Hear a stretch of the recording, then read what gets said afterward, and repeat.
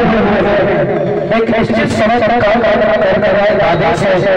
हमारा आदेश है न तो राज्य प्रदेश सरकार आयोग आदेश है निश्चित समय तक विभाग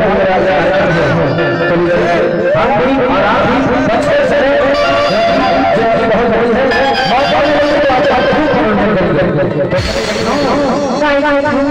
he will worry they see me now